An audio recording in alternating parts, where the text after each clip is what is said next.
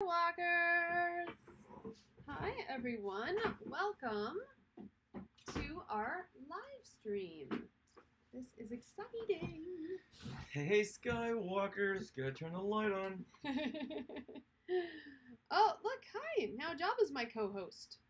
Hi, co-host, Jawa.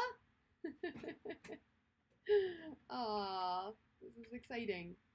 All right, well, we are going to be doing a classic Marvel Star Wars comics. Should be super fun. And I am going to take Richard's old comic. I'm going to show everyone. No, you're not. And guess who our first person is who commented on our live stream? That would be Mr. Rex Gordon. That's right, Rex. Welcome. You made it. You did it. And Kelly is here, and Rex is here. We know how much all of you love the classic Marvel Star Wars comics. And did everyone bring this, their original comic? This is the one we're going to be covering today. Issue 31, Return to Tatooine. This is the original comic from 1979. Isn't this really cool? I love you so much, sweetie. Uh-huh. But there are some things you can't touch. Why not? And that is my original Star Wars comics. Why can't I touch it? Oh. Because you have a tendency to lose things. Even when they're in your hands, there's no way to lose something. You'll lose it. Or it won't come back in the same... Look at this. This comic is 43 years old. Mm-hmm. No, 42 years old. 42 years old. This comic is 42 years old. Look at the pristine condition. Look at that pristine condition. Look at those edges.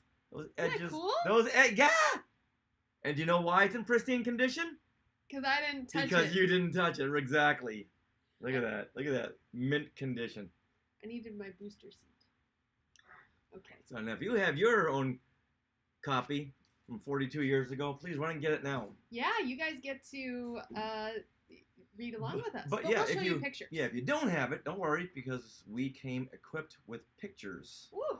All right. And panels. Yes. All right. Yeah, this is exciting. Oh, I guess I should bring up our show notes. Nah, we're good. What do you think? We'll wing it. Do you know how awful we would sound if we tried to wing it? Well, because we're trying to remember all these little details. Oh yeah, no, it wouldn't be good. And there's a lot of little details in here. Along with a lot of Batum fast facts. All right, what I want to know, if you're watching right now, what comics have you read most recently? What comic? What issue? Of any comic, wherever. Yeah, I'm reading a lot of Falcon and Winter Soldier. Yeah? And the original Spider-Man comics from 1963. Wow, that's exciting. Yeah. Oh, Courtney and Kelly. Courtney is now here with us too. Yeah, and Kelly. Awesome. Okay, so, what is going on? Sorry, my computer. Goodbye. Okay, there we go. All right. Well, awesome. 1000 Batman in action. Awesome. Not sure I ever read a comic book. I love it. That's okay. It's fun to go over these comics now. You know. Oh, the Star Wars Dr. Aphra comics are good. Yes. I just can't get into Really? Dr. Aphra. It's like bad Indiana Jones. It's really cool. And Courtney has never read a comic book. Well, don't start with Dr. Aphra. What? She's had 3 different series, and I've tried so hard to get into them. I liked them. And I just can't hang with it. I don't know why. Maybe you're not the audience. Perhaps. I don't know. Hold on. Why is this low? Low. Hello. There we go. Okay. Yeah, but I liked the Dr. Aphra ones. Now, if Courtney and Kelly have never read a comic, what comic should they start with? Oh gosh. It all depends. You know what? What you like. Yeah. I mean, I like kind of the newer stuff. But Richard, you like the vintage stuff because it reminds you of your childhood. But I think the newer stuff, the artwork is much better, and I like it more. So, and I think actually a lot of the comic series like Ms. Marvel they have like this attitude to them, like that's really fun. You know, they have like a certain attitude that comes through. Yeah, in my comics, I don't like seeing blood splatter. Oh no. And these Falcon comics, there's Oh. blood everywhere. Someone will just hit someone and blood just spurts out of their mouth. Ew. Yeah, I don't like that. No. I like the very fun, innocent stories of 1963 Spider-Man. Okay. However, the dialogue and the narration, god awful. That's the thing. It's like really bad. if you read your comics more than you look at the pictures, which is kind of me because I like read a through line, then I like the updated comics. Yeah, but you read it knowing that it's from 1963. I know. Well, and just to see their innocence and where comics started back then, because you know they would never write a comic like this, and it's good to see something as it's starting. Well, what's really cool though is this issue that we're going to talk about actually has really cool upgrades and updates from what we've been reading, I think. So in terms of like the dialogue and the character work. But we'll get into it. Okay. How about that? Okay. I have some notes. I have some thoughts. Okay, well, should we start our recording? Oh, yes. Let's do it. All right, here we go. Record. That all pre-roll was just for you guys. Oh, but Courtney has read the comics in the Sunday newspapers. Oh, do they still have Sunday comics in the newspapers? I don't know. We don't get the newspaper. Is there still a newspaper? But do you recall getting the Sunday paper? Mm-hmm. Oh, yeah. And the wraparound were the comics? Oh, loved that. I loved it too. You know, and I still have a pile of Sunday comics from like the 1980s. Oh. I saved everything. I would cut them all out until I realized, why am I cutting all of these out? I'm just gonna, because in the end I'm saving them all anyway. So just keep them as is. All right. Well, let's get into it, Richard. Okay. You've already pressed record. Yes. I did not notice that.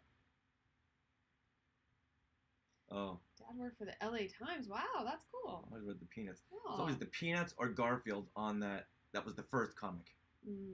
I liked Family Circus.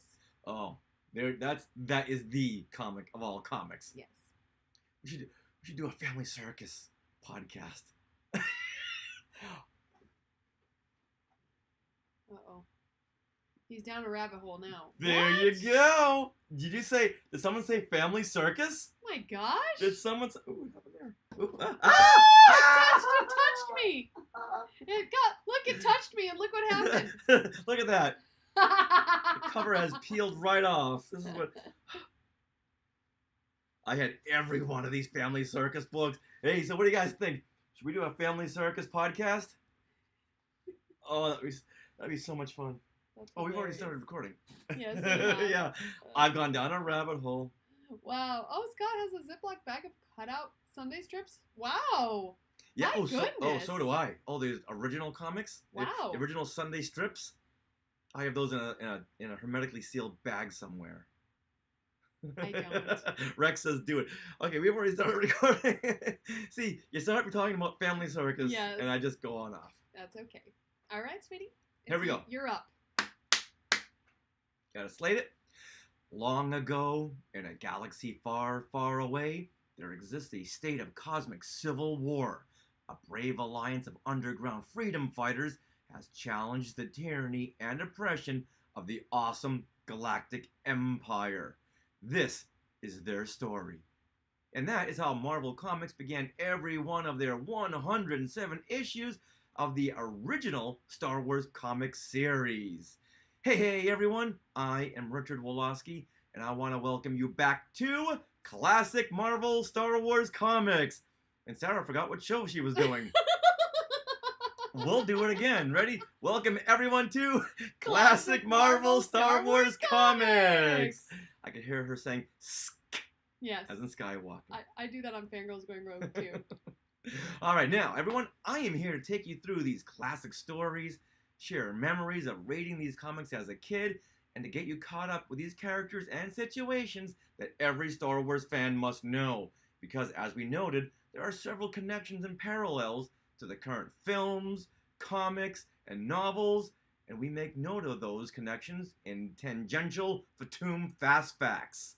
Now, for everyone who grew up with the Kenner Star Wars toys, this episode is dedicated to you. Oh, that's a little tease. Yes, it is. And in this episode, we're going to break down issue 31, Return to Tatooine. And when I say we, I mean me and my sweetie wife, Sarah, who is only 18 issues away from being born when Return to Tatooine was released in 1979. Hey, hey, sweetie Sarah. Hey, sweetie Richard, and hey, Skywalkers. We want to thank you for joining us on this podcast series where we break down each issue of the classic Star Wars Marvel comic series that ran from 1977 through 1986. And I'll be reading these comics for the very first time and sharing my first-time opinions and my 20th century response to these comics, as well. 20th or 21st centuries? Oh, 21st century. That's what we're in now, right? Yeah, you know what? Give us both opinions. Okay, We're I will. open. I will, as well as I'll be sharing my artistic thoughts, too. So we are excited to get into this issue, Return to Tatooine, but first, we're going to give you a quick recap of the previous issue 30, A Princess Alone. Now, this issue does not lead into issue 31, but we're going to give you the recap anyway. So, Princess Leia infiltrated an Imperial weapons base looking for ways to sow... Princess Leia infiltrated an Imperial weapons base looking for ways to sow the seeds of the Rebel Alliance. She meets her old mentor and a young girl, inspiring them to oppose the Empire's tyranny any way they can. That issue left us with a few cliffhangers, and we hope to see those pay off in the future, but they won't pay off in this issue because it doesn't lead into this issue. Although it doesn't directly lead into this issue, it does fit in with the overall story where the rebellion is trying to build and rebuild itself. Right. Now, Donna sent Luke out on a mission and Han and Chewie out on a mission. But Leia didn't want to just sit around. She wanted to be out there with the action, getting things done. So she found her own mission. and those events led to the last issue, A Princess Alone, where she was spreading the word of hope. So, No, spreading the seeds of hope. Oh, okay, yeah, there you go. So this doesn't directly fit into this doesn't come off of the last issue, but it does fit in with the overall story. Right, the overall where each of our heroes are on different missions. Right. Yeah. Whereas the last Tatooine issue was a standalone, where it was a prequel to Star Wars. That was a standalone Tatooine issue. This one here is a whole different situation because Luke is on a mission from the rebellion. Okay. All right, now, in this issue 31, Return to Tatooine, Luke returns to his home planet.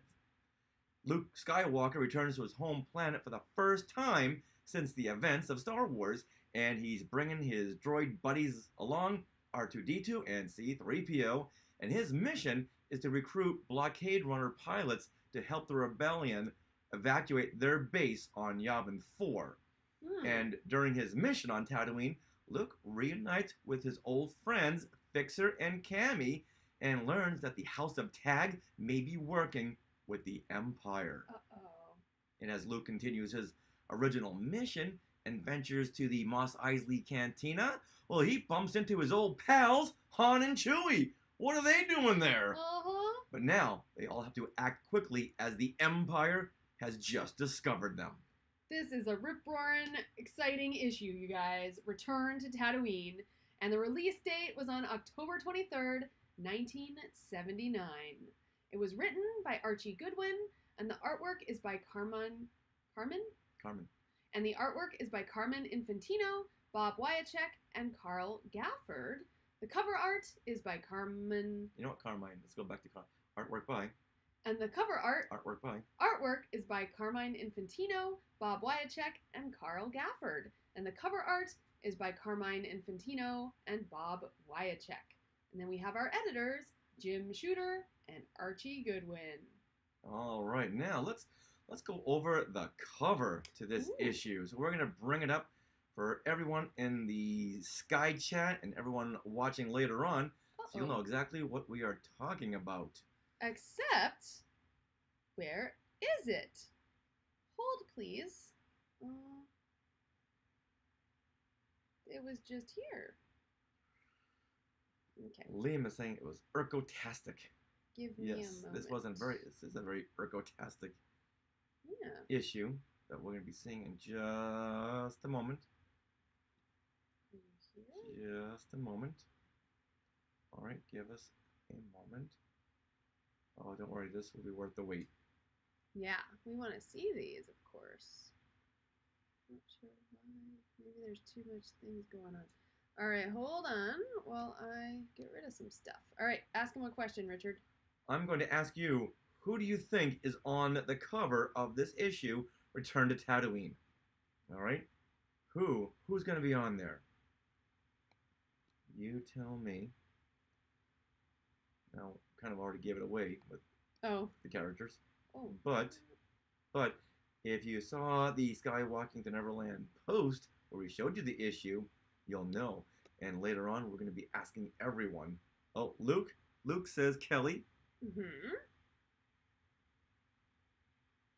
And Rex says Donna gets the greatest heroes and sends them to the worst planets. Uh-oh. Yeah, I got an issue with that. Because of all the places to go, why Tatooine? Jackson should be on it. There we go. But look who we have here, everybody. Woo! All right. We have Luke, R2-3PO, 2 stormtroopers, and a patrol dewback. Yay! Let's go ahead and see the notes. All right. Oh boy. Okay. Let me arrange this so I can see both things. You can see it right over there. Yeah. All right. So the cover reads, Luke defies the Empire on his home world, return to Tatooine. And here we see 2 stormtroopers, and they're searching for Luke and the droids, and one trooper is on a patrol dewback, and that patrol dewback is standing on a ledge, and he's peering down, and he sees Luke, R2, and 3PO, who are just hiding out of the stormtrooper's sight. And Luke has got his blaster in hand and ready for action, and the twin suns are blazing in the background. Awesome. All right, Sarah, what are your thoughts on this cover art? Okay, well, I mean, for me, that dewback, that bright green dewback, completely draws my eye. Like, that was the first thing I saw. And then his eyes are like this kind of magenta red that glows out of his green skin. So he's what I first saw, and I thought the twin suns are really awesome. Basically, it's a really nice cover. I mean, after you see the dewback, you kind of see the troopers, and then you look down, and it's like, oh, there's Luke and our friend 3PO in an odd position that I don't think he can do in the film. And crouch? Yeah, he's like crouching. Yeah, and I love the colors on this. It's got this soft yellow background, and yet the suns are still yellow and white, so they're blazing, in the soft yellow. And so that makes the green pop and our heroes pop. And then the dewback really reminds me of Maximus from Tangled, because Maximus is the horse, of course, that like knows what's up. He's very in control of all the troopers, not the troopers, but like the patrollers. The army. The army, yeah. He's like the one in control, not the actual humans. And so similarly on this cover, the dewback looks like he knows what's up. He does. And the stormtroopers are like just, not all there. So. Okay, yeah, these can't find Luke and the droids nowhere around. Yeah, Dewey knows just where to look for Luke. Are you calling him Dewey? I'm calling him Dewey. Now, I'm going to call him Patrol Dewback. Why? Why? Because that was the name of this toy. The Patrol Dewback. Okay. Now, let me, are you done? Okay. Yeah. I'm okay. done. Now, I didn't want to cut you off. No worries. But I was all over this cover as a kid. The prevalent yellow background, the red Star Wars logo just said, look at me. And it just stuck right out in that spinner rack down at John's corner store. Mm-hmm. Now, I'm sure that Marvel and Kenner had a deal where these comics would showcase the new toys, because this cover features the Patrol Dewback, which was a toy that was just released around the time that this issue came out. Oh. So that's why I was all over this, because now I could recreate the comic with my toys. Because I had the Patrol Dewback. And, okay, spoiler alert, the next cover the next Star Wars issue, Yeah. the cover features the Jawa Sandcrawler, which was a radio-controlled toy from Kenner. Wow. That came out around this time. Synergy in the 70s. Yeah, either that or give me a couple of bucks to promote our toys. That's awesome. Yeah, so I recall getting the Patrol Do-Back when this issue was coming out, so I was all so excited for this. All right, now let's go through the Facebook comics because as always, we put out the cover art in our Facebook group, and we ask all of the Skywalkers to comment, and you all do. All right, and before we do that, I just want to say if you are listening to this on a podcast episode, just know that we also record this live on Tuesdays at 5 p.m. Pacific, and so you can even go back to our YouTube channel, our Twitch channel, or our Facebook and watch this back so you can watch the comic as we talk about it. Right. All right. So I love this feature. I wish we had this like when we started. I know. It's really cool. Because even if you don't have the comic or Marvel Unlimited or any of these omnibuses, you don't need it because you can watch it right here with us. Yeah, it's really cool. Okay, so Courtney Turkel says, I like that the cover is more simplistic. I can actually tell what's going on. It also looks like Luke and the gang are hiding from the stormtroopers. Looks like some good action scenes are ahead. Oh, you're not wrong. Yes. All right. Eric Unkenhout says, love this cover. Makes me want to pull out my Kenner Do-Back again. See? Everyone is going to the Kenner toy. That's awesome. Scott Bauman says, Luke's thinking, man, where's Chewbacca when you need him? He was hoping for some good Godzilla versus Kong action here. Yeah, he does look a little... Dewey looks a little bit like Godzilla here. He does. All right. Rex Gordon, who's in the chat. Hey, Rex. Rex says, I like that the Do-Back sees Luke, but the dumb troopers are looking off into the distance. Rex, you read my mind. That's awesome. Yes. Yeah. You know what? Always pay attention to the animals. The animal sidekicks. Yeah. They see everything. Oh, they're so fun. I love seeing the animals in here. That's why they have porgs, right? Mm-hmm. All right, Reynold Gobe says, this might be one of my favorite covers. So dynamic in Star Wars. The twin sons really say it all. Uh-huh. And how that one trooper is like right in the middle. Mm-hmm. He's like silhouetted of almost the sun. by that white sun. Yes. All right. Wesley Meecombe says, I like the twin sons. There you go. The light blue shadowing on Goldenrod looks really good. And by that he means C-3PO. Mm-hmm. It's really interesting to see Luke's lightsaber is red. It's interesting how Luke's lightsaber is red in the upper left.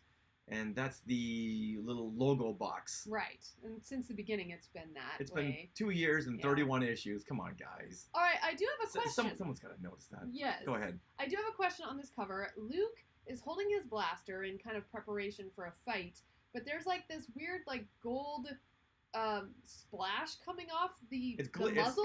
It's a light refraction. Is that what that is? Okay, Yeah. that confused me a little bit on the cover. I'm like, what's happening there? Is that making a noise and the troopers are going to look down? Like, I was confused. The light is refracting. Okay, but not confused enough. Oh, you know what? Maybe that's what the Dewbacks is seeing. He's just seeing that little. No, well, if he's seeing that light refraction, he's seeing Luke. Oh, I know. And if he's seeing Luke, he's seeing the gold C-3PO and the white R2-D2. Okay, you can't miss them. And Luke's in white. Yeah. So, all right, now let's go over our initial comments about this issue. All right. All right. Should I go first, or do you want to go first? You go first. All right. I really think this was a very fun commercial. I mean, I'm sorry, not a commercial, an issue. One and the same. Yes. It puts me back right into this place in time with all the Kenner toy references, and there's more to come too.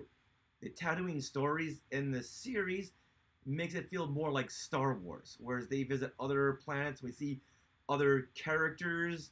Doesn't feel so much like Star Wars, but this is just wall-to-wall Star Wars. And there's a very nice twist when Luke goes back to his old homestead. Oh. However, the motivation of some of the storylines, they don't really hold up. Oh, in this issue? Yeah, yeah. Of all the places for Luke to go looking for pilots to help the rebellion, why go to a place that's filled with scum and villainy and very bad memories? And I went back, and it was nothing where he had to start here and work his way up. Interesting. Yeah, it makes for a nice story because he's back on Tatooine, but why go there, Luke? And Baron Ormond Tag, he's the Baron with the cybernetic goggles who And the red and blue outfit? yes, the one who's got a vendetta against Luke Skywalker and Darth Vader. Right. He is back in this issue, and he is setting up a base on Tatooine because he knows Luke is from Tatooine, and if he's got a vendetta against Luke, he's thinking, I'm going to set up a base here, and at some point, Luke's got to come home. Right. It could be tomorrow, it could be next year, it could be next decade, but he just starts with that. So that storyline didn't really hold up. I can see his motivation, but right. Of all the places. Okay, well, I have a question. Baron Tag, we did see him in the previous issue, right? Yes. With the Princess Alone. Yes, He was following Leia. Okay, just making sure. Right, Same guy. yeah. He has the Dracula Widow peak. He's got the big giant Batman cape. Yeah, He's got spandex. Yeah, we'll show everyone in a couple of seconds. Or you can show him right now. There he is in the middle. Yeah, get the cybernetic goggles. Yeah. With a goatee. That's Baron Ormond Tag. Yes. All right, now there's also another subplot of this base that the Baron has set up on Tatooine. They're doing experiments. What kind of experiments are they doing? Something with food. That's all we know. They never really go into that. And freezing. Yeah. But on you know Tatooine. what? All that took a backseat because you know why? Why? They gave us the Imperial troop transport in this issue. Dude, so all is good. All is good. Don't tell them that. It's like exciting. Well, you know what? I don't want to leave on a negative. Okay. So I just want to say that after I saw this Imperial troop transport, you were excited. That every kid in the 70s played with another Kenner toy reference. Mm-hmm. I didn't care about experiments. I didn't care about where the base was being set up. Didn't care that Luke was coming back to scum and villainy. I just cared that we could see things in this comic that we could go to our bedroom and play with. Aww. That's cool. So the comic came to life. Very much so. That's awesome. Well, similarly, I really liked this comic because I didn't notice all the Kenner toy references because I didn't have the Kenner toys, but I noticed all the locations that we know, the people that we know, and the creatures that we know, and even that fun toy Easter egg that I did notice, the troop transport, but not the dewback, because I didn't realize that the dewback was a toy. So I really think it's cool. We go to Luke's homestead, and you can tell they looked at stills from the movie because you can tell exactly where that is that he's standing, and the canyon. There's a canyon, mm-hmm. and all this kind of cool stuff. It's like, oh my gosh, and the cantina. I mean, we get Biff. It's amazing. So I thought it was really good, and then I also felt that the issue was very good at keeping my interest the entire time. Even though the big action stuff was more at the end of this issue, I felt that it really had a good rise and fall to it. And because we got like a small little beat right up front that was like, ooh, a big action, and then we got some character development, and then we got the big action at the end with troopers chasing. And so I thought that was good. And then I also really feel that the writers are hitting their stride with dialogue, because I can really hear these characters say their lines in my head very clearly, because a lot of it is well written. There are some parts that it's like, oh, that's kind of on Star Wars, but there were other things that were like, oh wow, that's cool, like that's real world, like I could see that happening in a Star Wars film.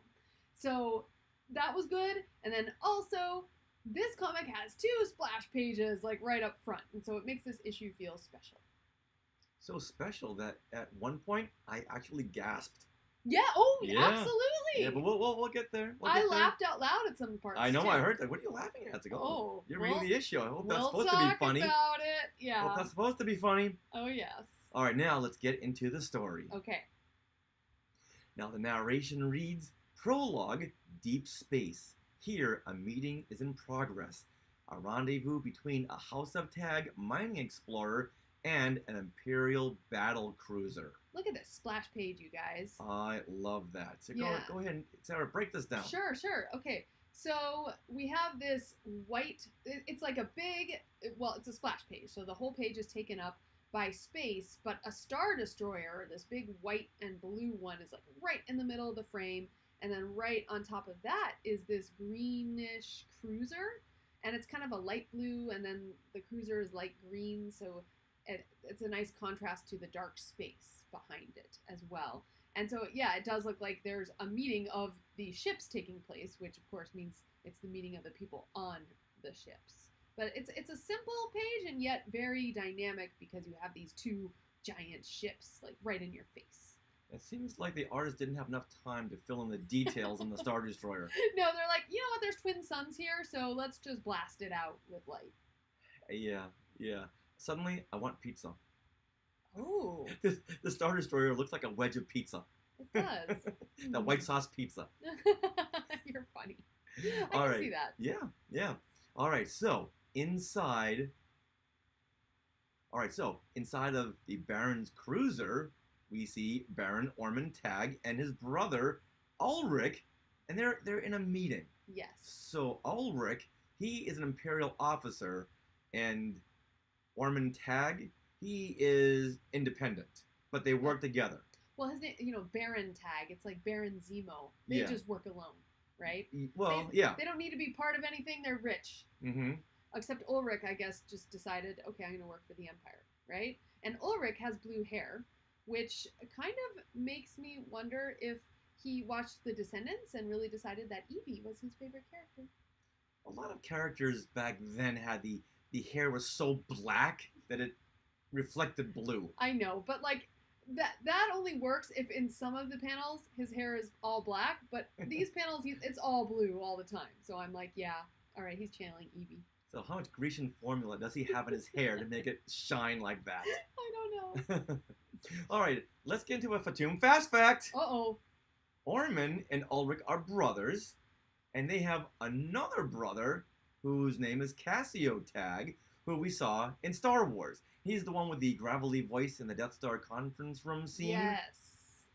And originally, Archie Goodwin intended for Ulrich to be the same Tag we saw in Star Wars. Okay. But then, in 2004, Wizards of the Coast said, no, we're going to make them two different characters and name the Star Wars Tag General Cassio.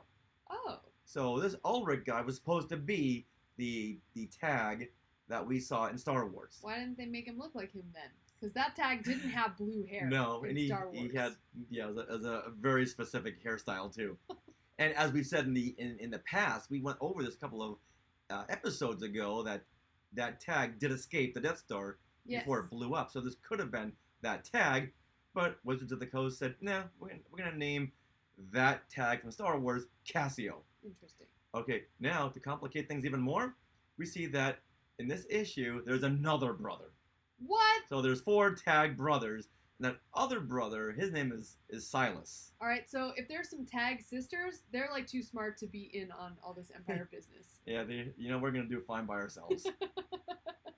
All right, so getting back to the story here. Yes. Ulrich is reminding Ormond that his last plan was a fiasco, and he's referring to that cyclone twister that was used to sneak ships off and on of Yavin. Right. I mean, that was kind of a cool plan. It was a cool plan, but it was destroyed by Luke Skywalker. Right. And so Ulrich is just throwing this in Ormond's face. Mm-hmm. I guess it's one of those brotherly things. You gotta throw the defeats in the other one's face. I wouldn't know. Now, Ulrich, he tells Ormond, when the moment is right, the Empire will strike back. Yes! Roll credits. Yep. But Ormond, he doesn't want Vader swooping in and taking credit. And if they could, Ulrich and Ormond, they would go in there together and crush the rebellion and Luke Skywalker. So then they would be the teacher's pet to the Emperor. Yes. So that is one of Ormond's vendetta. Mm-hmm. Since Vader slashed Ormond and blinded him, Right. kind of like Kanan in Rebels. Now Ormond's got to wear these cybernetic goggles. Well, he's got it out for Vader, and he's got it out for Luke. Right. And he doesn't want Vader coming in and crushing the rebellion. He wants to do it. Lots of people have it out for Vader, I think. I wonder why. Yeah. So in the next panel over here, we see that Ormond, he lifts up his cyber vision goggles so the reader sees the damage that Vader did to his eyes. Right. And he says, "We'll have revenge and more." And they will have their revenge on Tatooine.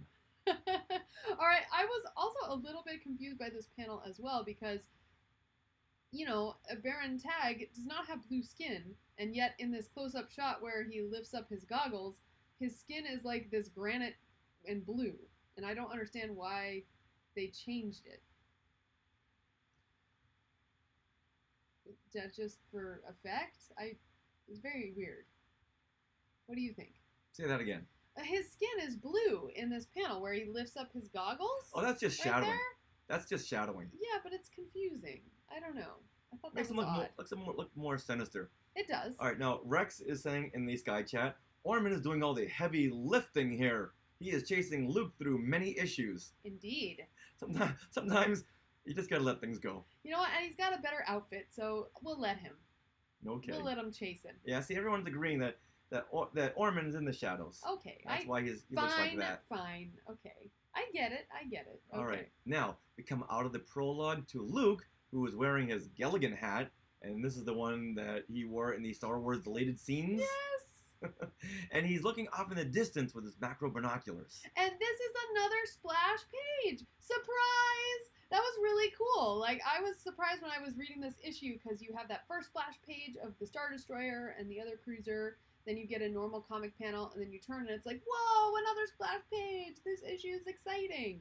And immediately you get Luke in the foreground, you have the twin suns in the background, and you have your title page here. Mm-hmm. So it's almost like they waited a couple of beats. You know, they gave you like in TV shows where they give you a little prologue. The cold opening. Thank you, yes. And then all of a sudden you get your, this is the title. So I thought that was neat. Yeah, A great nice beat. Yeah, great panel here. I love Mhm. this. All right, now Luke is telling the droids to hurry up and cover the ship with a tarp, but then he sees something approaching. It's an Imperial patrol. He sees him in his macro binoculars. Yeah, and one trooper, he's got a selfie stick, and I guess he's looking for a Wi-Fi signal. Is that what he's doing right there? Oh yeah, look at that, right down at the bottom, right Yeah, there. bottom That's left. Funny. Oh my gosh. But upon further inspection, we see that it's not a selfie stick, but a scanner. Hmm. And he would never be let in Disneyland with that either. No, they wouldn't like him. Mm-mm. Now, the selfie trooper, let's just call him selfie trooper, Okay. he's upset that they have to be out here doing a job that one TIE fighter could do alone, but yet there's several patrols out here. Oh yes. Okay. So he's ticked off. It's hot. Who can blame him? Oh my gosh. Okay, so Richard, let's read these. So, Okay. Let's see. How about you be the dewback trooper? Okay. All right. Go ahead. Keep your mind on the job. You didn't scan the Sector off on. You didn't scan the sector off on the left. My mind is on the fact that one TIE fighter could do the work of 10 of these patrols. Ugh. So this is a teenager in there. Yes. Okay. Okay. All right. Then suddenly the scanner, it picks something up, and selfie trooper says it's just a land speeder, and Mhm. he thinks it's a farmer out hunting womp rats. So they let it go, and there seems to be a very bad pattern for the Empire. You recall in Star Wars when the gunners let the escape pod go when it blasts away from the Star Destroyer? Oh yeah. Since there was no life forms, If they had blasted that, we wouldn't get Star Wars. the Star Wars would have been 7 minutes. Yes. Yeah. Wow. All the Empire's got to do is one more step. Cross the finish line, Empire. You have a job. Cross the finish line, and you will be successful. Maybe you wouldn't have fallen. All right. Wait, we have to read this panel here with the dewback walking away. Okay. Okay. So Richard, you be the dewback trooper again. All right then. Quit wasting our time. We've got a lot of territory to cover. Don't complain. We're the ones who are walking. Tomorrow I get the dewback. So he's like 16 years old? Yes. Obviously. I just love that too. I love that they're complaining. Like, this is what I was talking about with the writing. Yeah. It's just very realistic and real, and like you can actually understand them. And also, having Ben on sand when you're in a cosplay outfit or a costume. Sand is the last place you want to be in a costume. Well, not just in a costume. Oh, yes. Sand is just the worst place to be anytime. Do you know why? Right. It gets everywhere. It gets everywhere. It's just awful. And then your costume's all dirty, and you got sand everywhere, and it's in your socks, it's in your shoe. Oh, And you bring a sandwich to the beach, and some reason Yes. sand gets into the tuna fish, even though You're the eating- Ziploc bag was hermetically sealed. How does that happen? You're eating sand. So when Anakin said that in Attack of the Clones, like, oh, preach, brother, preach. Yes. And I too like these little personal moments between the troopers Mhm. because it makes them human. It humanizes Yes. them. Yeah. Just like in Star Wars when the stormtroopers are standing by the tractor beam and they chat about the new BT-16. Okay, yeah. These little moments give them character. Mhm. Platoon fast fact. Uh-oh. Now, what is a BT-16? Ooh. Well, there's a lot of debate as to whether the stormtrooper is saying BT-16 or VT-16. The shooting script says BT-16. Like B as in boy? Yeah. Okay. And if you put on the captions, it's VT-16. What? So yeah, no one has stepped in and said this is what it is. I've always heard B as in boy. Yeah, well, me too. Yeah. Either way, it's an Imperial security droid that looks like a spider, and the Bomar monks use these same droids to carry around the brains of those who achieved enlightenment.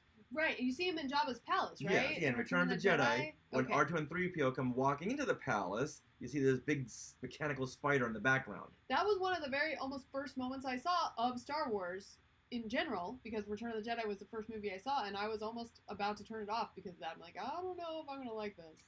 But I kept watching. Well, then you would have hated to watch The Mandalorian. Yeah, no kidding. All those big giant white spiders. Oh, yeah. All right, now the BT-16, it comes equipped with a highly sensitive sensor package, including a Fabritech seismic reader and a Carbanti motion detector. I bet you didn't know that. No. And it's armed with a tame and back repeating blaster cannon. I bet you didn't know that either. And the droid also features a Tranlang 1 communication module and a vocabulator,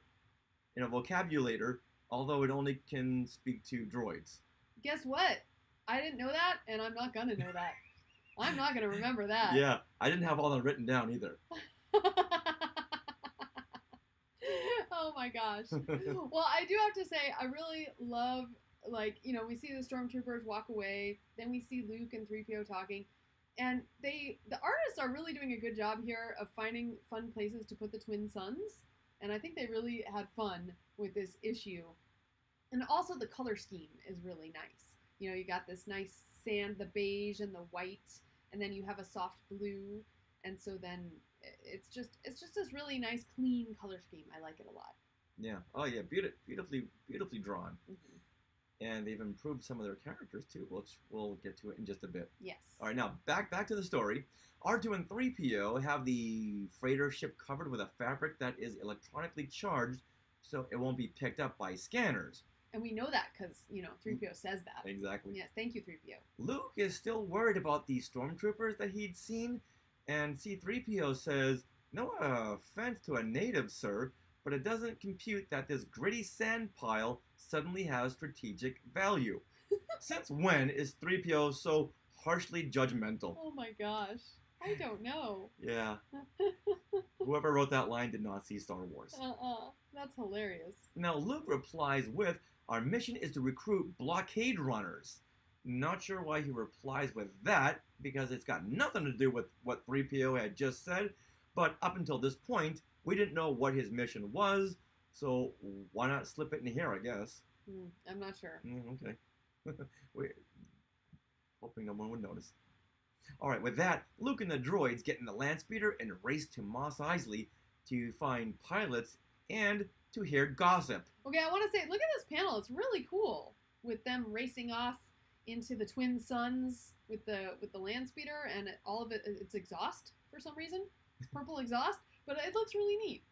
I like it. Now, did that line stick out to you too? That Luke is going to find pilots or hear gossip? Oh, when do you hear the word gossip in Star Wars? You know what? It did not stick out to me.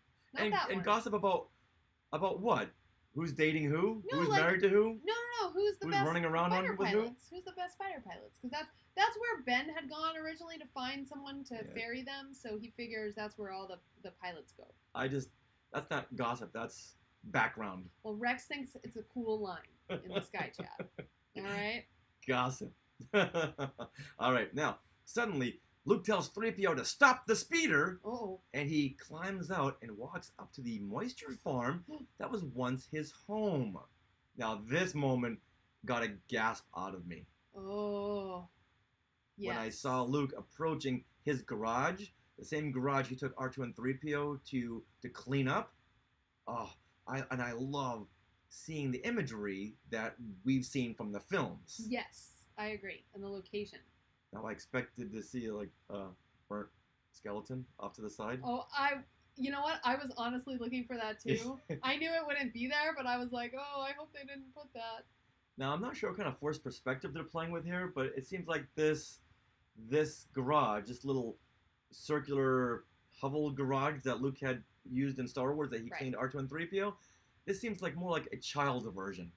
Mm. It seems almost as if this is so far back it's so much smaller, but Luke is putting his hand on it.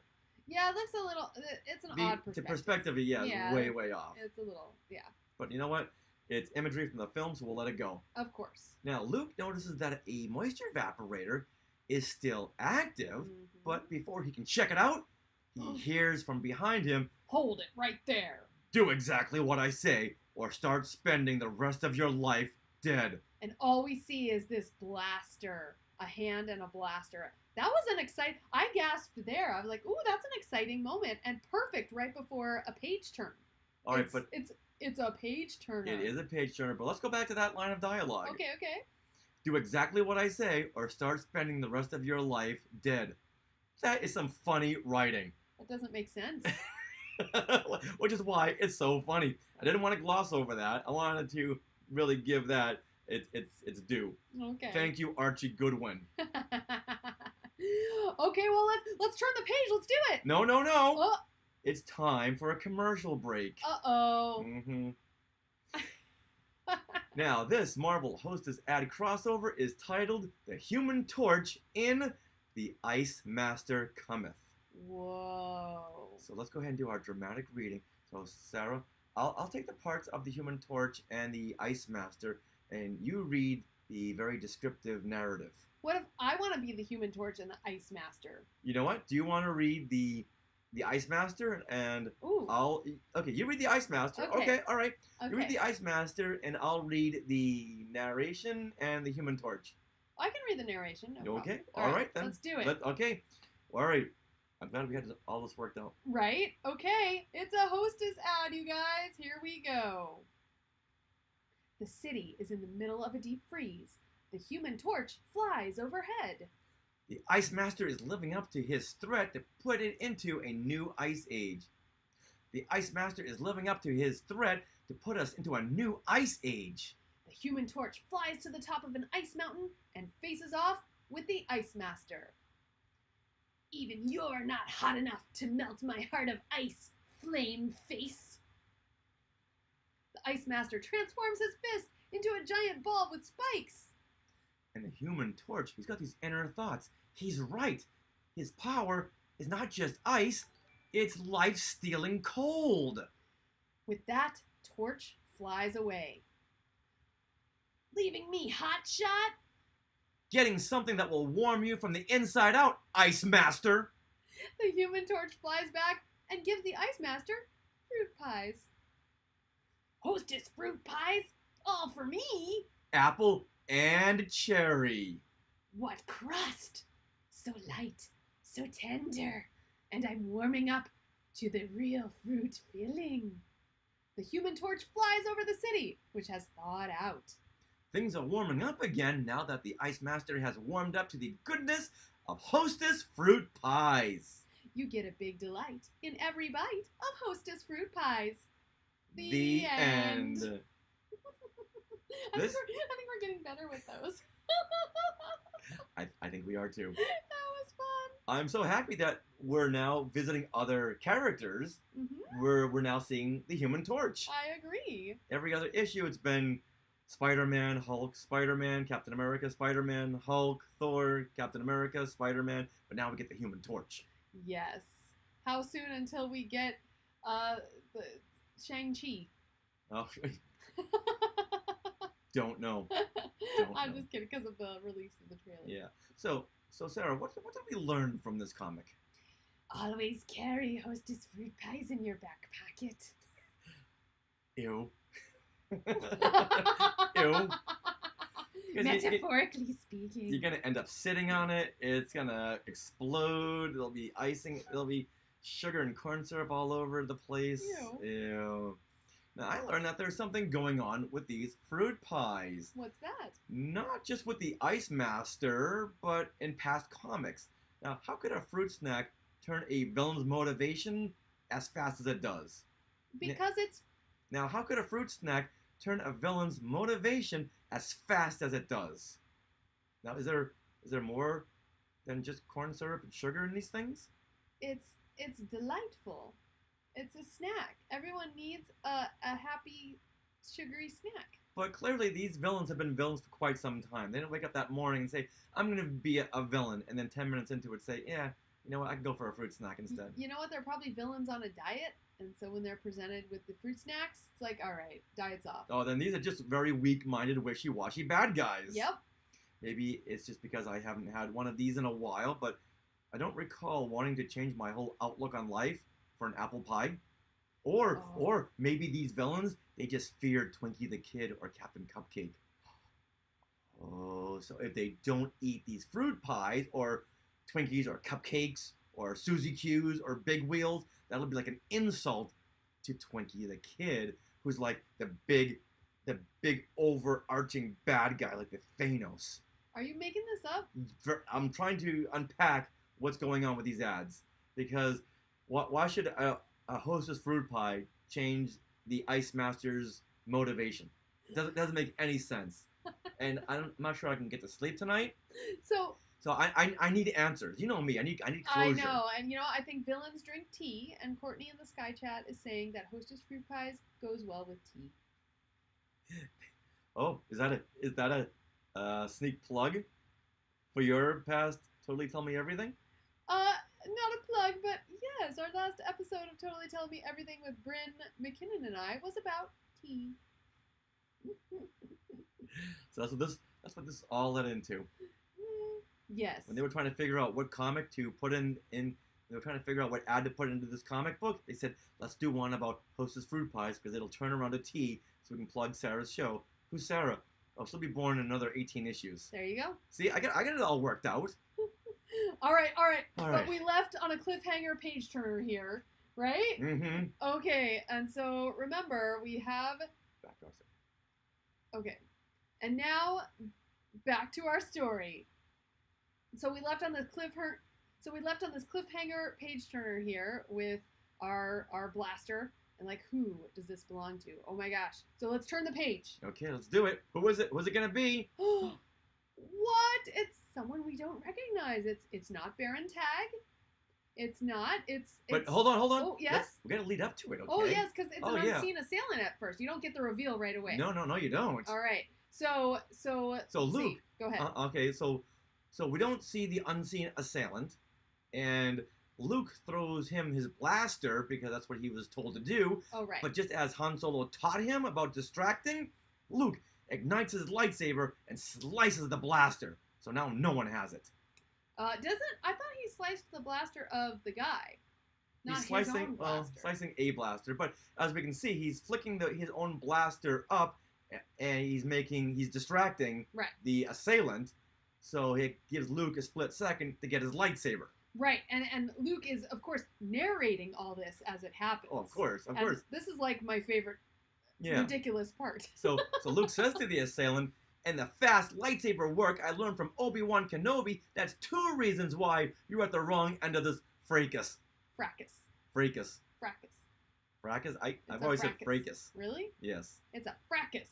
What do you guys say? On Tatooine, they say fracas. Long A or long A or short A? What do you guys do? Rex says Shrek. Well, that's what the Oh, lightsaber sound makes when he's okay. cutting the blaster in half. Well, maybe Luke mispronounced that then. Oh, Maybe I don't know. he's at the wrong end of this Shrek. Kelly says they need some fruit pies. Bringing it around, Kelly. Oh, there you go. Wow. Luke, go into one of your pouches. Right. There must be a Suzy Q or a peach pie in there somewhere. Or a Twinkie. Yeah. All anything. right. However, it is not Baron Tag. It is not Baron Zemo. It is not even Darth Vader. It is Luke's old friend, Fixer.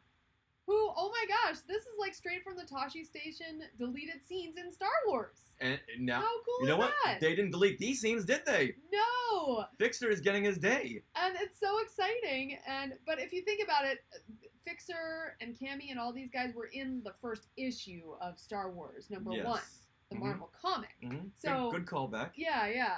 But so Fixer is surprised to see Luke since he thought Luke had been killed along with Owen and Beru.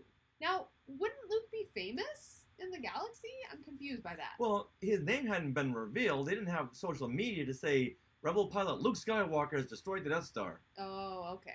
Yeah, and they're on Tatooine. They hear stuff decades later. Okay. Yeah, right about now, they're hearing about the Beatles. That's very true. Also, Kevin is saying that I'm right. Fracas. But on Tatooine, they say fracas. Let's move on before there's a fracas. Before I... All right. So, Luke... Before I have to stuff fruit pies in your face. All right. Okay. I'm not going to argue that. All right, so Fixer and Cammy is also seen in the Star Wars deleted scenes. You go on Yes. YouTube or the Blu-ray 2011 set, you'll see all of these Anchorhead Tashi Station deleted scenes, and you'll see Fixer and Cammy. Mm-hmm. And they have been taking care of this place, of Luke's old place, for the House of Tag, who'd been buying up moisture farms. And Fixer tells Luke that he and Cammy are married, and that Tag has set them up in the old Darklighter's place. Darklighter as in Biggs Darklighter. So Oh. they're living in Biggs's place. Right. They just moved in everywhere. Yeah, you leave Tatooine, and Fixer and Cammy are going to take up your space. Yeah. Now, Tag is concentrating on expanding out in the Dune Sea and the Junlan Wastes. Red flag. You gotta wonder, really, of all the places in the galaxy, Right. you want to come to Tatooine and expand your business in the Dune Sea and Junlan Wastes? Now that I think about it, that's what they did in Las Vegas. They bought up Oh. all this desert and turned it into Las Vegas. Oh my gosh. So now I see a combination story between the wheel and Tatooine. Okay. So if they land the wheel from the previous issues on Tatooine, you have Lost Tatooine. I like it. Well, before we start, creating crazy stories of our own, let's look at this comic page right here where we have Cammy and Fixer and their outfits. Oh, let's. Because we got this nice full body shot of Cammy here, and she's in an outfit that was not in the deleted scenes of Star Wars. No. And for some reason, she's fully covered up. I guess the sun, I guess it'll damage your skin. But, she's got black hair, and she has, Black and blue hair. green, yeah. And she has green leggings, and then this blue bodysuit and blue boots, and green, what are they called? Gloves. Gloves, thank you. So, with an interesting belt that's cinching her waist in. It's like, wow, that's very form-fitting. It looks nice. Be pretty easy to cosplay. Mm-hmm. A blue unitard and green tights Yeah. and green gardening gloves, and you're there. Yeah, and Rex is asking in the Sky Chat, Cammy looks feminine, who drew her? And I don't know, but I know the artists on That this would be issue. Carmen Infantino. Right. Mm-hmm. Yeah. Yeah, she looks good. Oh, okay. Kevin Toft is saying Canto Bite on Tatooine. There you have it. There you go. There you go. See, they're mixing in the films to the comics. When I say them, I mean us. Yeah, and Kelly is saying that Cammy, obviously, she does not eat fruit pies. She looks too good for that. No Twinkies for Cammy. Yeah, don't even bring him up. You'll see a side of her you don't want to see. That's funny. All right, so Cammy and Fixer, they're caretakers of the tag property. And Luke realizes he's been away too long, so he can't really take back his moisture farm, but he hates seeing it go to the tag family and ultimately the Empire. Yes. Because he knows that they're working together. Yeah. Oh, what a blow. It is a blow. Now, what's really cool, though, I love these locations. Again, the locations in this issue. So if you look right there at the top right of this page, sorry, right where Richard's nose is. No, I'm just kidding. You get the hill with the twin suns off of it in the sunset, and it looks exactly like the place where Luke stood when he was reflecting on, what Ben had said about the Force and the horn solos coming up and in Star Wars, in A New Hope. You know what I'm seeing? What? That hill looks like a Hostess cupcake. All right. We gotta move on because yes. I need something that's very bad for me. All right, but now C-3PO, like classic C-3PO, oh yes, he interrupts their reunion and tells them that R2's sensors picked up a vehicle in the area. Uh-oh. Sit down for this, okay? It's not any vehicle. This is an Imperial troop transport. Look at it! Look at it right there! Oh my gosh! Oh, cue commercial. Yes, did you gasp here too? Oh, I sure did. And Star Wars fans who have just seen current films and in TV shows like The Mandalorian, yep, they're gonna recognize that, even from Star Wars Rebels. Yeah. You're gonna recognize that. It didn't start in Star Wars Rebels or The Mandalorian. It started as a Kenner toy. That is so cool.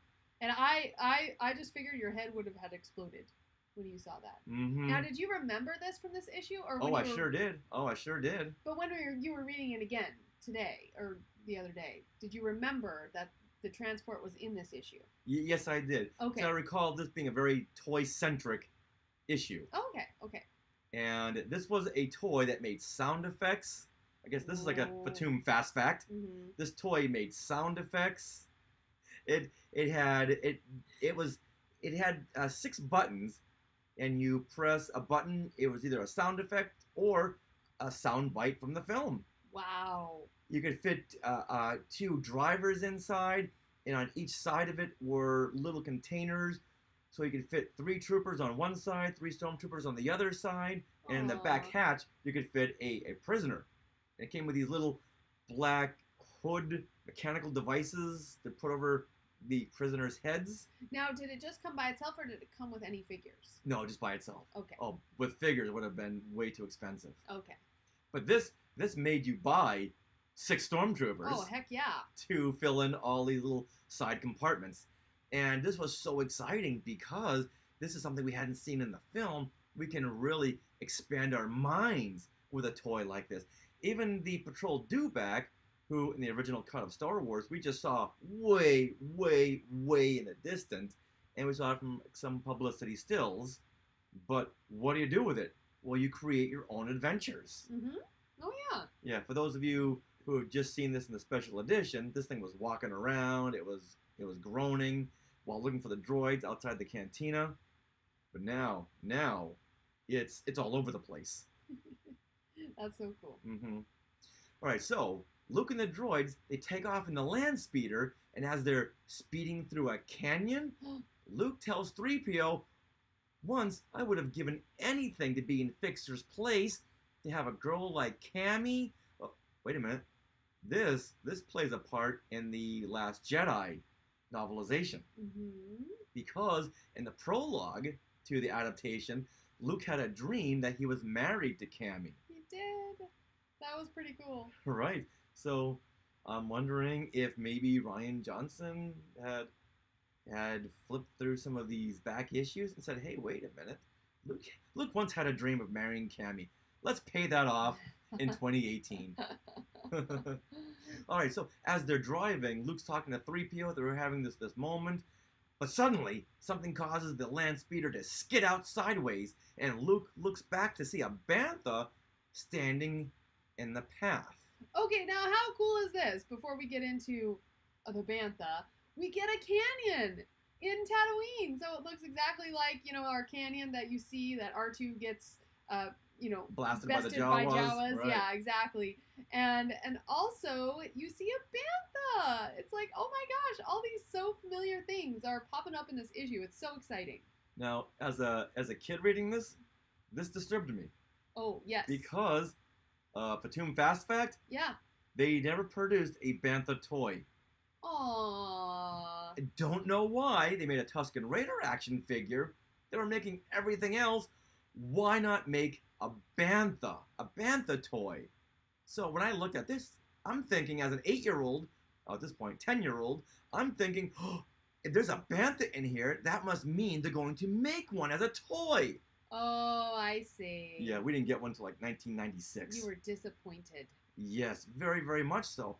But if they had made a bantha, every kid would have wanted 2, because that's what you saw in Star Wars. You saw 2 banthas, which would make you want to buy more Tusken Raider toys, little action figures. Yeah.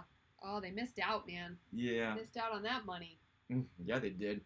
Now, Luke goes up to the bantha here to investigate, but realizes the bantha is dead. Aww. And do you know what the artist never realized? What? What a bantha looks like. Oh. To me, that looks like a bantha, but... To me, this looks like a woolly moose.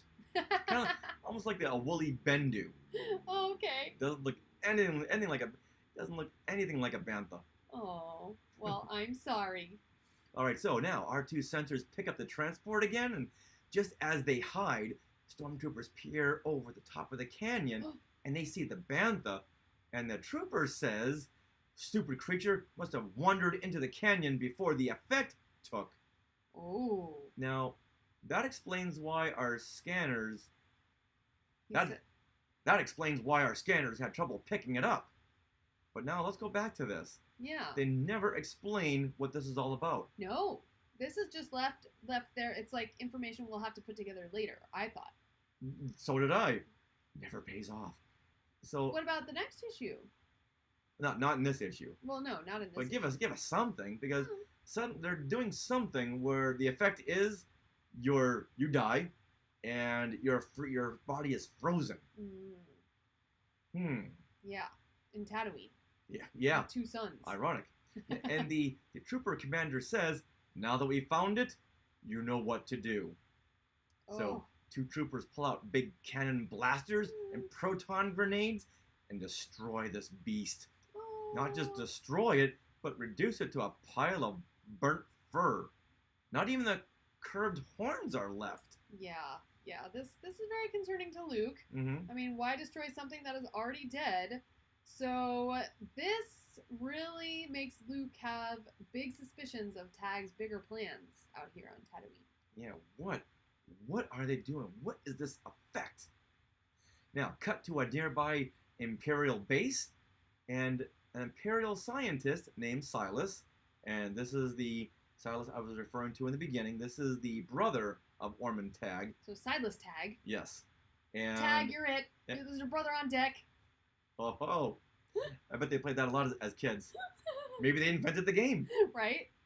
And Silas says to Ormond, "You took the escape of the bantha well, Ormond. I expected you to go raging about, slashing things with that outmoded weapon you carry." Almost sounds like Kylo Ren. So Ormond and Kylo Ren got something in common. A very bad temper. Yes. So Ormond tells Silas, who apparently is once again his older brother. Very much older brother. So he tells Silas, his brother, that he had this saber made and is looking forward to the day he can pay Darth Vader back for what he did to him. Just in case you haven't been paying attention in previous issues, Mm-hmm. they want to beat that in your head. Yes. He's got a vendetta against Darth Vader and Luke Skywalker.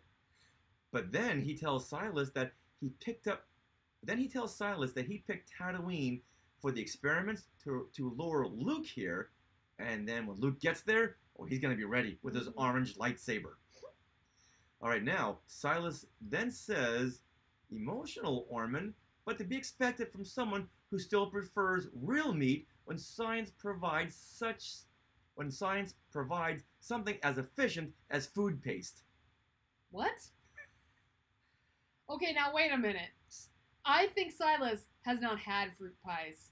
Oh, apparently, if he's happy with food paste, and so that's his experiment. All right, we're narrowing it down. The experiment is not to rely on real meat, but food paste. That's gross. Wait, I don't think that's the experiment. I didn't put that together that was the experiment.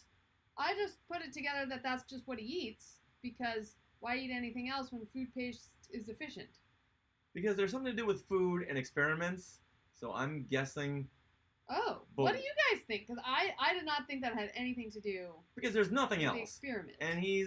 And just like he says right there, as science provides something that is as efficient as food paste. So that's what they're doing there. He says it right there. But how does that have anything to do with a frozen bantha that they destroy rather than taking the We'll find out in the innards next. and turning into food paste? Find out in the next issue, I hope. Food paste is what's in hostess fruit pies. All right, Rex. Oh my gosh. Now, is it me or does it look like Orman is stirring the food paste with his lightsaber? It does kind of. I don't understand No, what's going on there. And no. that last panel down there, yeah, that's weird. Yeah, not even food paste. Yeah, food paste is no match for a lightsaber. It's having no effect. All right, so now it's night, and Luke and the droids come out of hiding, and Luke and 3PO are having a little bonding moment when Luke tells 3PO, that they've been through way too much for 3PO to keep calling him Master or Sir, but just call me Luke, just like the conversation they had in Star Wars. Right, and then 3PO, old programming dies hard. But I'll certainly try, sir. Or, Luke. That's a very good impression of 3PO, sweetie. Old programming dies hard. I thought that was funny. That's another good line. Yeah. These little nuggets are buried in here. All right, Luke and the droids, they roll up into Mos Eisley, and we see some familiar creatures milling about. We see a Godel, we see an Athorian. So already, once again, my head is just exploding. Oh, of course. All these classic imageries, all this classic imagery is just making me so excited. And I had a toy Hammerhead, just never had a toy Godel because they didn't make one. Now Luke pulls up to the cantina and tells 3PO to bring the speeder to the back and keep the engine running. Because he's been here before. He knows what to expect.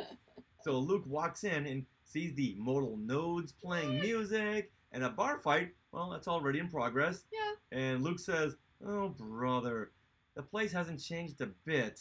And we get another location from Star Wars. So yeah, so many nostalgic vibes in this issue. It just keeps on piling on. Now this is another toy, the Cantina Playset. Oh yeah. Yeah, the Creature Cantina Playset. Oh my gosh. Yes. I had one of those too. All right, so I was very, very excited with this because, okay, checklist. You could recreate this comic because you had the Imperial Tube Transport, the Patrol Dewback, Creature Cantina Playset, and all the figures like Luke and Han and Chewbacca. Yeah. And they just never made the Mortal Nodes. Really? Or the Godel. They made the Hammerheads, so you could recreate most of this comic. Okay, that's so cool though. I love that. Mm-hmm. Now, as Luke is lost in thought as he's in the cantina, you should never be lost in thought in the cantina. Stay focused, Luke. He is suddenly hit from someone who was tossed across the cantina. Luke, I warned you. Sarah, who was it? Who was tossed right into Luke? It's Han Solo! Woo! Oh my gosh! And look, there's Chewie. Wow. And they've just wrapped up their own bar fight. Yep. Okay, look at Chewbacca's face. Yes. What's different about it? He has a blue nose. And he has fur. Oh my gosh! You're right. The Chewie, whole thing is fur. Normally his whole face is shaved. Right. This time, Chewie's got fur in his face. About time. Only took you 2 years. Wow. All right, so Han tells Luke that they are there because they were dropping off Jabba the Hutt, and that was alluded to in issue 28 when Jabba was floating out in space. Right. And Han and Chewie picked him up, and Han said, you know what, you forget our debt, we'll bring you back to Tatooine. So Han and Chewie brought Jabba back to Tatooine and decided to stay and hang out. And have a bar fight. There you go. Why not? Luke then notices a familiar face in the crowd. Another familiar face. It's Fixer. And Fixer admits to Luke that he reported him to the Empire since it sounded like Luke had joined the rebellion. Sounded like Luke was a rebel. Now, looking back at these pages and the dialogue, Luke said nothing to Fixer to make him think he was a rebel. Nothing. So you just gotta let that one go. So now the stormtrooper sees Luke, Han, and Chewie and orders them to halt. And seconds later, they're all in a battle in a Mos Eisley alleyway. Which, now this seems odd because a moment ago, a panel ago, they were inside the cantina. Yeah, it's true. But you know what? Maybe the bartender said, no blasters, no blasters. So they said, oh, okay, you're right. We don't want to wreck your place. Let's take this outside. Yeah. That was a panel I'd love to see. Me too. Yeah. All right, so they all pile in the land speeder during this big laser battle, and 3PO, he's staring like he did in Star Wars. He drives the land speeder. He races away, and Han says, not bad, bronze britches. We're moving out of the range. All right, do you know what I thought that said? Yes, I do. Not bad, bronze bitches. That's what I saw. There goes our G rating. I know, but oh my gosh. I was like, wait, what? Okay. Oh, britches. Okay. Yeah. Not bad, bronze britches. Nice one. Yeah. Unfortunately, the speeder is hit, and a trooper notices it, and it's... Now, unfortunately, the speeder is hit as it's racing away, and one of the stormtroopers notices that it's leaking coolant. And he says, if one of our desert patrols doesn't get them out there, the twin sons will. Dun, dun, dun. And then we get next issue. The end. The 1, 2, 3. The end. And then we get a promise. Next issue, the Jawa Express? What? They've been holding to their titles, so you know what? I'm gonna just believe that their promise of this title is going to stick. That sounds amazing. I want to read the Jawa Express. Now, once again, as a 10-year-old reading that, my head is exploding because I know this next issue will be taking place on Tatooine. And where you get Tatooine toys. Oh, yes. All right, Sarah, last thoughts. Okay, well, I mean, as you heard us, as we're talking about it, like, this is just a really fun issue. And I think the creators had a lot of fun with this one, too, because not only was the artwork really on point and the locations were, like, right out of the movies, you know, you could really, it was really neat, and the color scheme itself was very nice and clean and sandy with these pops of color. It was like a perfect comic book, I thought, and you just, it was just really neat, like all the creatures, all the locations from the film, it just made it really easy to imagine in my head as well. So I thought it was fun, and the little things that made me laugh, like the Empire will strike back, the Empire strikes back, that kind of a thing, or what was it, 3PO, or bronze britches, and britches, she said, britches. Yes, hashtag Sarah swears, yes. Now, apparently Kevin Toft in the Sky Chat, he wants this next issue to be a musical. Andrew Lloyd Webber, The Jawa Express. Andrew Lloyd Webber, yeah, I know, that's so much fun. What did I say? You didn't say it right. Oh. Andrew, say it. Okay. Andrew Lloyd Webber's The Jawa Express. Like the Starlight Express? That's what it is, yeah. Cool. Well, yeah, so I thought it was just a fun issue, and I look forward to the next one, too. It just was very, very well done. I was so looking forward to reading this one again. And when I say again, reading it for the first time. Because you just looked at the pictures? Yeah, like all those toys, how could you not? So I was really looking forward to this issue, and I had so much fun with it, despite my previous comments about the plot holes. But You know what? Yeah. You put that aside. Oh yeah, You put that. it's like watching Kong versus Godzilla. Yeah. You know, you just put your you run with it. suspension of disbelief and you run with it. All right.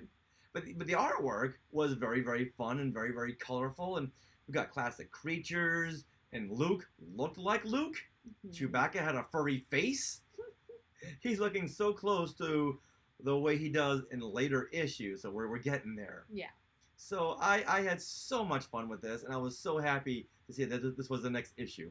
Now, in the Sky Chat, what did you guys think of this issue so far? Let us know. And that's why we're recording this episode of Classic Marvel so close to the last one, because we just couldn't wait. I know, these are so much fun. Yeah. All right, so let's get into our favorite line of dialogue from this issue.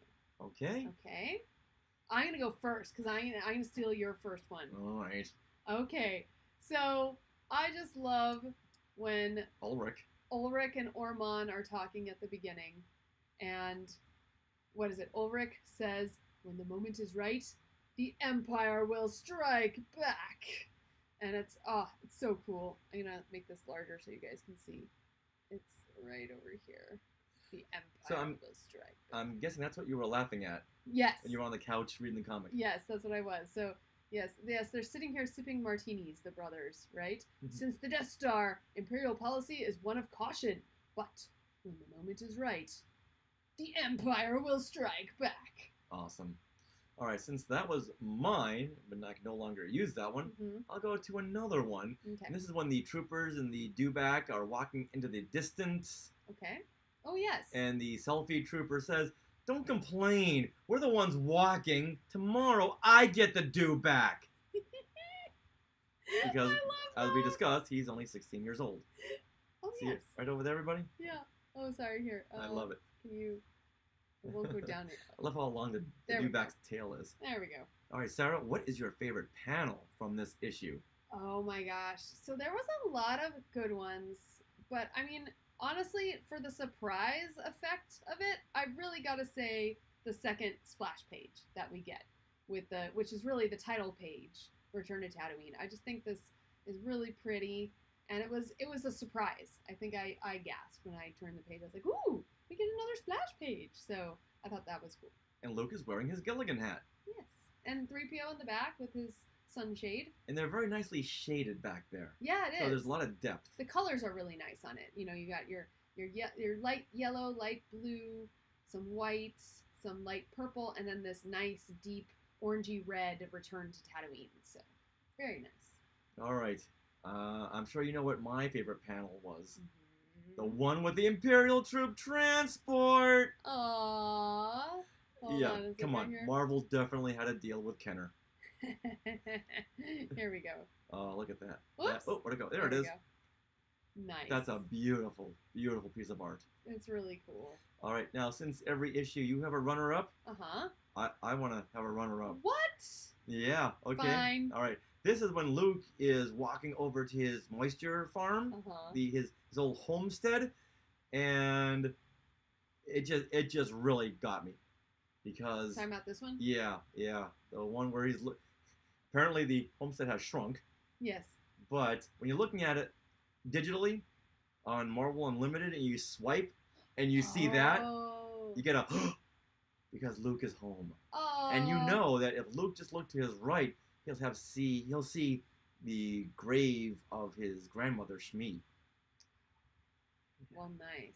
That is a really nice one, and I gotta say, like, when I'm reading comics, it's really hard for me to go look at the pictures and read the words. So I end up reading more of the words and not looking. But as we were going through this issue today, and I was looking at the words, I really liked a lot of these panels, like this on the final page, the top panel here, where the stormtroopers and our good guys are battling it out.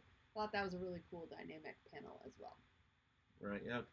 Stormtroopers are in red. They're back. Well, the background is like these red explosions, but in the further back, it's a deeper black, and in Han, Luke, and Chewie, they're in like a blue light. Yeah, of the cantina. Yeah, so it's very blue versus red. It's a lot of like the Star Wars posters we see. It's really cool. All right, Sarah, what is your most non-Star Wars moment or line of dialogue from this issue? Oh my gosh. Okay, so I have two, but I'm just gonna bring up when C3PO says, "Old programming dies hard." I just thought that was funny. It's not something C3PO would say because it's an expression, right? Old habits die hard. Right. It's not something he would say. But that's not my number one. My number one. Oh no, you only get one. Oh, I'm sorry. No, I'm changing the rules. I'm altering the deal. It's when Luke was, a gun was pulled on him, right? And then on the next page, you get him, throwing up the blaster as a distraction and then using his lightsaber. And the fact that he's narrating it is just amused me no end. So well, they do that a lot. They narrate everything that they're doing. I know, but it's just so funny. Luke is saying, Han Solo taught me about distracting a foe. And the fast lightsaber work I learned from Obi-Wan Kenobi. That's 2 reasons why you're suddenly on the wrong end of this fracas. Meanwhile, Fixer's saying, yeah, I see what you're doing. You don't need to talk me through this. Now, Chris Mason in the Sky Chat is saying, Jawa Express sounds like a boys' soccer team. Yeah, it sounds like a train to me, but yeah, definitely. That's cool. Sounds like a movie with Tom Hanks, and he's digitized. Like a good right? Robert Zemeckis film, The Jawa Express. I love it. The Polar Express. All right, for me, this is when Luke is worried about the stormtroopers that he just saw in his macro binoculars, and 3PO says, "No offense to a native, sir, but it doesn't compute that this gritty sand pile suddenly has strategic value." Yeah. 3PO would never be so judgmental. Never. He's straight and to the point. That's really funny. Yeah. Oh my gosh. Wow. Very, very descriptive, 3PO.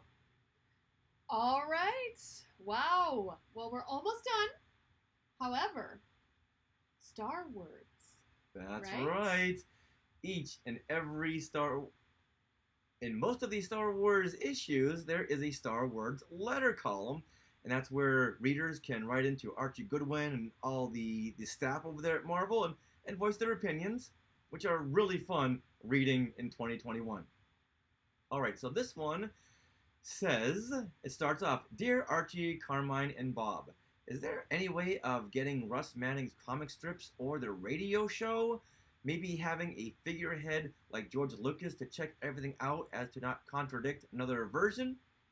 So what this person is saying actually comes true later on, because Dark Horse will reprint the Russ Manning comic strips, and later on Marvel does the same thing. And you know what? I don't think there is a Star Wars radio show comic adaptation, as I'm sure there is not. But that would be really, really fun, because that was a 10-part adaptation. All right, so this comes from Mark Ryan. He doesn't give his address. All right, very, very smart of you, Mark Ryan. He is from St. Louis, Missouri, 63136, if anyone wants to track him down. Yes. Now, Marvel did respond to this and said, "Actually, Mark, the good folks at Star Wars have a whole staff of people working very hard to do just that. If occasionally a contradiction or two slips by, it's probably due to the volume of material being produced for Star Wars. In the 3 years we've been working with them, maintaining consistency and high standards has always been their major concern and ours. That doesn't mean that we sometimes make mistakes, but we certainly try to keep up with other material being produced about Star Wars. And if we do, we know we have a jillion friends to alert us and let us know about it." Oh, you ain't seen nothing yet. Wow. Wait until you get on social media. Then you'll have a jillion friends, in quotes, to let you know about this. Wow. And this happens quite often. If you go back and read some of these Star Wars letters, some people will say, hey, wait a minute. In Splinter of the Mind's Eye, Luke was swimming, but in the comics, he couldn't swim. Right. So, answer that. Yeah. Yeah, sometimes you gotta let those things go. Still saying that 42 years later. All right, now this just in. Kevin Toft would like to say that the Jawa Express should be a musical. And I think that's the picture that he thinks should be. Now, what is this from? Leave it to Kevin Toft. Okay, Whenever we talk about something, refer to something, say, hey, wouldn't it be cool if this happened? Kevin will jump right on Photoshop and produce it. So there is a shot of the Starlight Express, oh. and there's Jawas in the cast. Wow. Boy, Kevin is like Johnny on the spot. That looks amazing. He gets That's right on hilarious. these. Wow. Now I want to see this show. Oh, me too. Luke be a Jedi tonight. That's awesome. Wow. All right, so once again, gotta thank Mark Ryan for that letter and Marvel for their response. And I just thought it was funny today Oh, yes.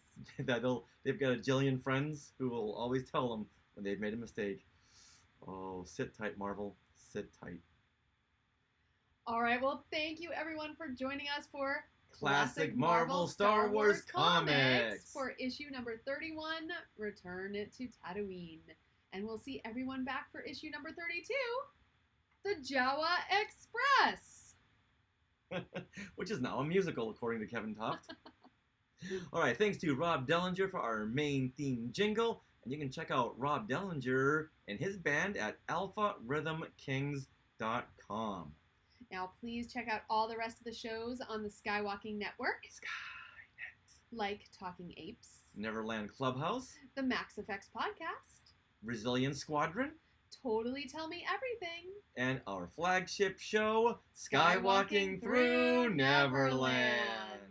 And you can find them all at skywalkingthrough-neverland.com. That's right. And Skywalkers, this just in, May the 4th, Shop Disney is releasing a bunch of products. So have a look at our website, skywalkingthrough-neverland.com, and I'm going to be putting up an article listing a bunch of items, and there will be some affiliate links on there. So if you feel like shopping at Shop Disney, then shop through us. That helps us out a little bit, and you get something too. Mm-hmm. Because we're always growing, always expanding. A couple of new shows coming up very, very soon. Yeah. Now, if you are part of the Skywalking Force, our Patreon, we have some awesome weekly bonus content for you that follows all the Disney Plus shows, like the Marvel and the Star Wars shows. It's really fun. It's really exciting. And so please head to skywalkingforce.com to check out all the different levels available. And then thank you, of course, to those of you who are already part of the Skywalking Force. Because of you, we have just invested in a new camera and all the little stuff that goes with it so that we can bring you even more amazing content from Galaxy's Edge and Disneyland when it starts opening, and just more and more stuff. So thank you. Before we were just recording with my iPhone. Yeah. But now we're gonna have a rig. We can afford to get a nice camera rig. Yeah, it's gonna be cool. So thank you so much, and yeah, we're continuing to grow because of you guys. Now, Sarah, if someone wants to reach out and contact us on social media, what do they do? Well, we are on social media at Skywalking Pod everywhere. So Twitter, Instagram, Twitch, and TikTok. That's right. And you can also email us, share@skywalkingthrough-neverland.com. And also, if you want to pop over to your podcatcher and give our podcast a review, that is always greatly appreciated. It gives us a little thrill each time we see a new one.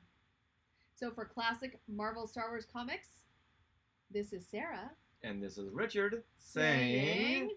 Beep! Forp! Shrak!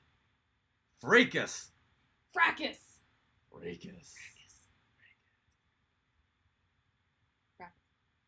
Fracas, bye! No, I said it first. Fracas. Fracas, bye!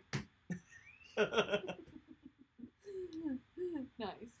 All right, everyone, there you go, and there you have it. Ooh, yeah, cool. Thanks Bye. everyone for joining us. Oh yeah, Reynolds saw the camera, I guess, on the Patreon post. Yeah, thank you. Gonna break it in at Disneyland in 10 days. Woo! All right. Wow. Well, thank you guys for watching and sticking with us. And yeah, we hope you liked that. That was really fun.